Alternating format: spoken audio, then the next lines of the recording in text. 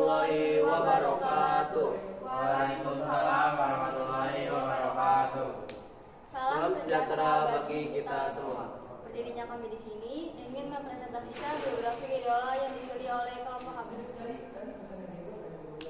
Kelompok teknologi. Nama kelompok ini kami ambil dari kisah hidup B.J. Habibie yang dijuluki sebagai Bapak Teknologi Indonesia. Kelompok kami beranggotakan 7 orang. Yang pertama Rika Muslim Arifin sebagai pembuat istilah kooperatif PPT, dan saya Atila Drizerano Berko sebagai MC, Dan saya Mulia Farnafi sebagai MC. Muhammad Al Revan sebagai kameramen, Najwa Amelia Febrianti sebagai audiens, Irsyad Sandi Nawawi sebagai audiens, dan Rasyid Dandi Fauzan sebagai audiens. Biografi B.J. Habibie. Bernama lengkap Baharudin B.J. Habibie. Ini lahir di kota Parepare, Sulawesi Selatan pada tanggal 25 Juni 1936. Masa kecil B.J. Habibie berada di Parepare, Sulawesi Selatan bersama ayah, ibu, dan 7 saudaranya. Alwi Abdul Jalil Habibie adalah ayah B.J. Habibie yang merupakan seorang ahli pertanian asal Gorontalo, dan sang ibu bernama R.A. Tetimarini Puspowardjo yang merupakan spesialis mata asal Yogyakarta. Dari 8 bersaudara, B.J. Habibie adalah anak keempat yang tumbuh dalam keluarga religius. Masa kecil B.J. Habibie sangat akrab dengan baca Al-Quran sang ayah yang membuat tenang. Surat-suratnya di umur masih 3 tahun, B.J. Habibie sudah lama membaca Al-Quran. B.J. Habibie sudah dikenal sebagai anak cerdas dari masa kecilnya. B.J. Habibie ditinggalkan sang ayah meninggal dunia saat usianya masih sangat muda, yakni 14 tahun. Dari situlah sang ibu harus berjuang sendiri untuk melanjutkan hidup bersama dengan segala kondisinya. Sejak kepergian sang ayah, akhirnya keluarga B.J. Habibie pindah ke Bandung. SMA Kristen Dago Bandung adalah sekolah tempat B.J. Habibie mengenyam pendidikan sampai kemudian melanjutkan ke perguruan tinggi di ITB, yang saat itu masih bernama Universitas Indonesia Bandung. Saat Habibie masih menjadi mahasiswa ITB, pemerintahan Presiden Soekarno sedang gencar membiayai anak-anak bangsa menimba ilmu dan bersekolah di luar negeri. Dari ratusan pelajar yang menerima beasiswa dan berangkat ke Jerman, B.J. Habibie termasuk dalam rombongan kedua yang berangkat ke Jerman tanpa beasiswa dari negara pada tahun 1955. Menimba ilmu yang ia tempuh dari luar negeri itu tidak berlangsung singkat dan mudah.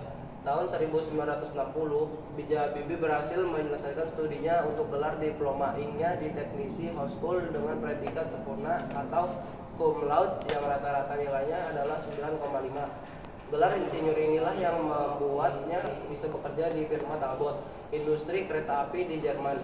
Perusahaan ini sangat membutuhkan wagon untuk mengangkut barang yang ringan dan jumlah yang banyak. B.J. Habibie pun membuat konstruksi alat yang dibutuhkan wagon industri kereta api Jerman itu dengan membuat sayap pesawat terbang. Caranya pun membuahkan hasil dan sangat membantu kebutuhan perusahaan. Kemudian B.J. Habibie meneruskan pendidikannya meneruskan gelar dokternya masih di Jerman, yakni Teknisi High School di Fakultas de Vuurmachinisme Aachen. Sambil menempuh pendidikan dokternya, pada tahun 1992 akhirnya B.J. Habibie menikahi Asri Ainun dan menggolongnya ke Jerman. Kehidupannya dibilang sederhana dan sulit karena ia harus menghemat keuangan dan menjadi hingga lain malam. Padahal B.J. Habibie juga harus tetap belajar dan menyelesaikan tugas kuliahnya. Ainun, sang istri pun turut hidup sederhana agar menghemat pengeluaran. Usaha dan jadi karya B.J. Habibie akan membuahkan hasil di mana ia lulus gelar doktor di Indonesia di Teknisi High School di Fakultas de Vuurmachinisme dengan predikat cum laude atau sangat sempurna yang nilai rata-ratanya adalah 10. Kemudian pada tahun 1963, B.J. Habibie dan Asri Ainun dikaruniai putra pertamanya, yaitu Ilham Akbar Habibie. Kemudian putra keduanya lahir pada tahun 1967, yaitu Tarek Kemal Habibie. Kisah menarik lainnya dari biografi B.J. Habibie adalah kejeniusannya menemukan teori crack atau crack propagation teori yang akhirnya diberi nama rumus faktor Habibie. Rumus faktor Habibie adalah rumus yang digunakan untuk menghitung keretakan hingga atap pesawat-pesawat terbang. Dengan perhitungan yang tepat, maka materi pesawat dapat lebih kuat dan presisi. Teori ciptaan B.J. Habibie ini sangat penting karena saat itu masih banyak kecelakaan pesawat yang diakibatkan karena kegagalan struktural.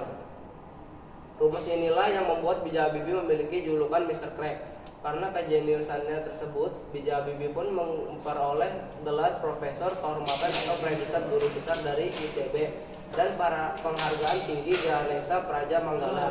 Selain datang dari dalam negeri, pengakuan dari lembaga internasional seperti Gesellschaft and Raumfahrt, lembaga penerbangan di Jerman, The Royal Aeronautical Society London, Inggris, The Academy Nation the Escape Prancis, The Royal Swedish Academy of Engineering Science Swedia, dan US Academy of Engineering Amerika Serikat. Bahkan B.J. Habibie pernah mendapat penghargaan bergengsi yang hampir setara dengan penghargaan hadiah Nobel, yakni Edward Turner Award dan Award for Karman. Sosok revolusioner ini banyak dikagumi orang. Bahkan jika B.J. Habibie berkunjung ke Jerman, ia tidak pernah luput dari pemberitaan. B.J. Habibie memang lebih dulu dikenal sebagai jenius ahli teknologi pesawat di Indonesia. Pada tahun 1973, Soeharto mengutus Ibnu Sutowo untuk pergi ke Jerman dan menemui B.J. Habibie agar ia berkarir di tanah air. Maka setahun dari kedatangan Ibnu Sutowo, B.J. Habibie pun pulang ke Indonesia dan memulai karirnya di lembaga industri pesawat terbang Nurtanio sebagai pemimpin. Pada tahun 1976, perusahaan ini berubah menjadi industri pesawat terbang Nurtanio IPTN hingga tahun 2000. Berubah lagi menjadi PT Dirgantara Indonesia. Pada tahun 1978, Soeharto juga menunjuk B.J. Habibie untuk menjabat sebagai Menteri Negara Riset dan Teknologi Republik Indonesia, dan ia pun menduduki posisi ini selama 20 tahun. Merujuk buku Indonesia Industrial Transformation bertahun 1997, B.J. Habibie menggunakan pendekatan Unesa menciptakan industri pesawat di Indonesia. IPTN di bawah kendali B.J. Habibie berhasil mengembangkan teknologi sejumlah pesawat, yakni CN235, N250, dan N2130. Karya yang paling legendaris dari B.J. Habibie adalah N250 atau juga dikenal sebagai Gatot Kaca yang mengudara pertama kali pada tahun 1995. Gatot Kaca adalah satu-satunya pesawat turboprop yang menggunakan teknologi fly-by-wire ciptaan B.J. Habibie. Karena kiprahnya yang luar biasa bagi teknologi Indonesia, tak lama setelah usia, Jokowi menyatakan bahwa B.J. Habibie adalah bapak teknologi Indonesia sekaligus negarawan revolusioner. Karir politik B.J. Habibie. Karir politik B.J. Habibie dimulai sejak ia kembali ke Indonesia pada tahun 1974 atas perintah Soeharto. Mulai tahun 1978, B.J. Habibie ditetapkan sebagai Menteri Riset dan Teknologi 10 dekade hingga Maret 1998 di masa pemerintahan Presiden Soeharto. Selain itu, ia juga sempat memimpin perusahaan BUMN di industri strategi 10 tahun lamanya. Mulai tahun 1998, tepatnya tanggal 14 Maret, B.J. Habibie diangkat menjadi Wakil Presiden ke-7 mendampingi Soeharto dalam Kabinet Pembangunan 8 sampai 21 Mei 1998 saat Soeharto lengser dari jabatan presidennya. Kiprah Habibie sebagai Wakil Presiden cukup singkat. Setelah mundurnya Soeharto, B.J. Habibie ditetapkan sebagai Presiden Indonesia ketiga pada usia yang ke-62 tahun dengan masa jabatan yang singkat, yakni 1 Mei 1998 hingga 20 Oktober 1999. Saat B.J. Habibie menjabat sebagai presiden pada 30 Agustus 1999, Indonesia kehilangan Timor dari Negara Kesatuan Republik Indonesia dan menjadi negara terpisah. Namun B.J. Habibie berhasil menyelesaikan masalah tersebut secara damai, yakni mengadakan jajak pendapat bagi warga Timur untuk memilih merdeka atau tetap menjadi bagian dari Indonesia. Putusannya tersebut sempat menjadi kontroversi oleh para ahli dan politikus Indonesia. Meskipun masa jabatannya singkat sebagai Presiden RI, namun kiprahnya tidak bisa dianggap remeh. Setelah lengser Soeharto, negara Indonesia sedang krisis ekonomi dan kerusuhan terjadi di mana-mana. Bisa dikatakan ia diberi jabatan saat kondisi Indonesia sedang kacau dan memprihatinkan di mana banyak daerah dan wilayah yang ingin melepaskan diri dari Indonesia. Di era reformasi yang tidak stabil dan disintegrasi setelah kerusuhan Mei tahun 1998 di beberapa daerah di Indonesia. B.J. Habibie terus mengawal semua kekacauan tersebut. B.J. Habibie sigap membentuk kabinet baru dengan peran penting agar mengembalikan dukungan dana moneter internasional dan komunitas negara agar memulihkan ekonomi Indonesia saat itu. B.J. Habibie juga membebaskan beberapa tahanan politik era Soeharto dan mengurangi kontrol untuk kebebasan berpendapat dan kegiatan organisasi. Itulah yang membuat sosok ini istimewa. Ia tetap berupaya untuk kembali membangun lebih baik. Beberapa bentuk kebijakan dan keputusan yang dibuat B.J. Habibie sangat berharga bagi bangsa Indonesia, yakni UU tentang otonomi daerah, UU anti monopoli atau UU persaingan sehat, dan membebaskan rakyatnya untuk berpartisipasi pada banyak partai politik. B.J. Habibie juga berhasil menaikkan kurs dolar ke rupiah Indonesia dari Rp10.000 menjadi Rp15.000 saat krisis ekonomi sebelum tahun 1998.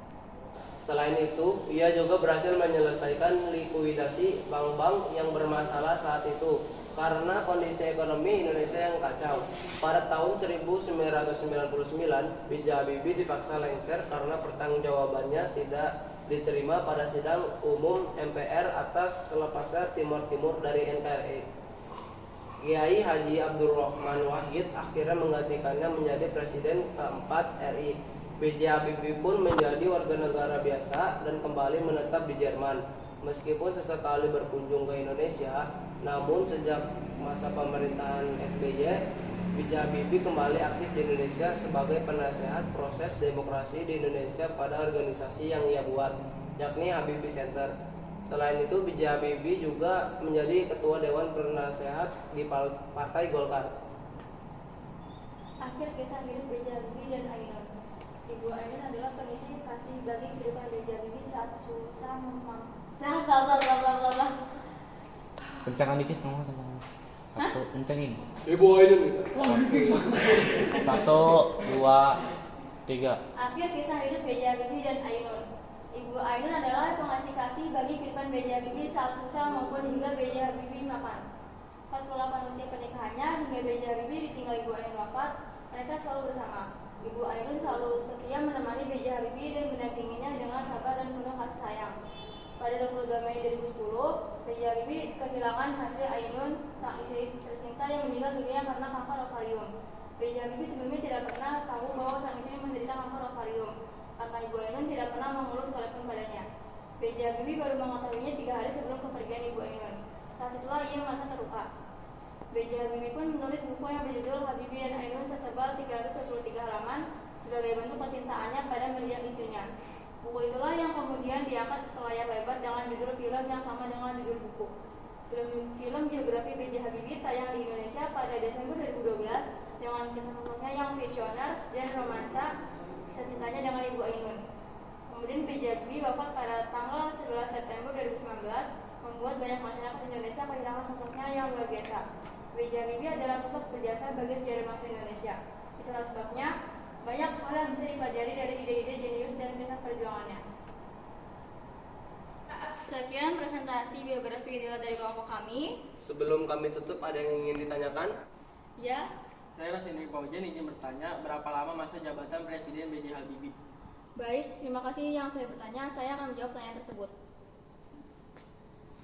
Masa jabatan B.J. Habibie kurang lebih selama 1,5 tahun, yakni sejak 1 Mei 1998 hingga 20 Oktober 1999. Apakah ada yang ingin ditanyakan lagi? Ya. Saya Najwa Febrianti ingin bertanya, teori apa yang ditemukan oleh B.J. Habibie? Baik, terima kasih yang sudah bertanya. Saya akan menjawab.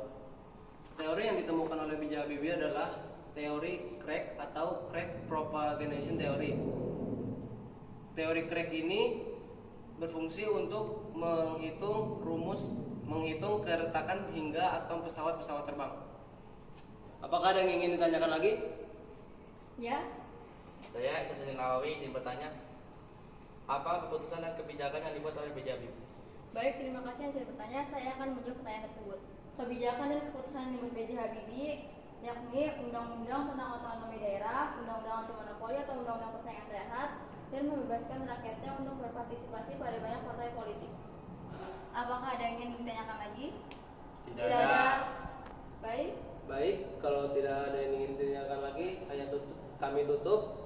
Wassalamualaikum warahmatullahi wabarakatuh. Waalaikumsalam warahmatullahi wabarakatuh. Sekian video bokeh Pancasila kelompok kami.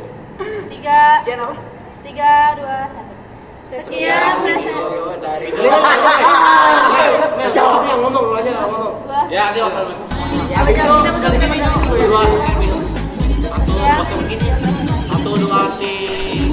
Sekian video presentasi dari kelompok kami.